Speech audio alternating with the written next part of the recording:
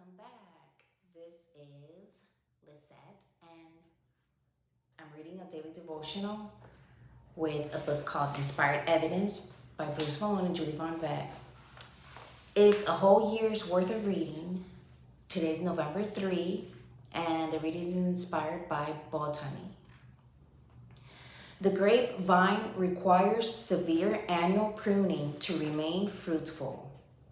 All growth from the previous year, except for one or two nodes, is pruned, cut off.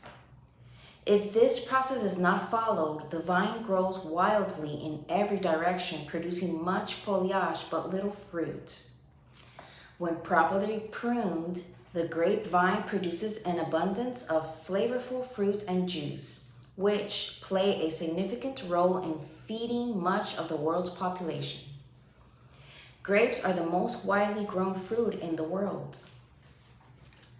Jesus used pruning as an analogy for helping us understand God's process of making us more useful for his kingdom.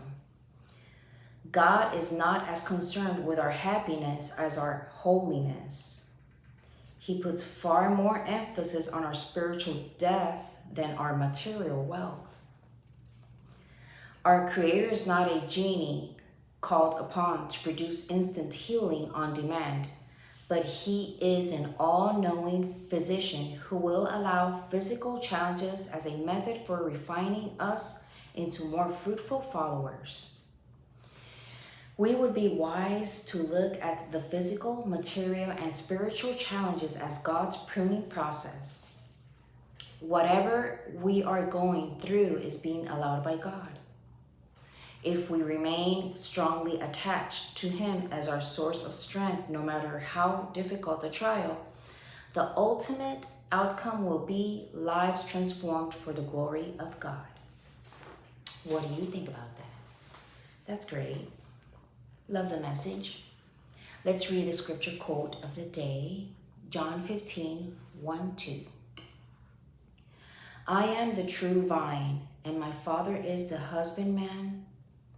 Every branch in me that beareth not fruit, he taketh away. And every branch that beareth fruit, he purgeth it, that it may bring forth more fruit. Very great. I love this. I'll leave you guys to meditate on that. For now, that is all I got today. I'll be back tomorrow reading once again the book. Today is Sunday and I went to church. Yes, I did. It was great because I've been having some thoughts this past week, and it was very heavy. I felt very heavy, and I'm glad I went and got some healing, spiritual healing from God through the message today. The pastor hit upon an identity crisis, and I'm like, oh my gosh, I think that's me right now.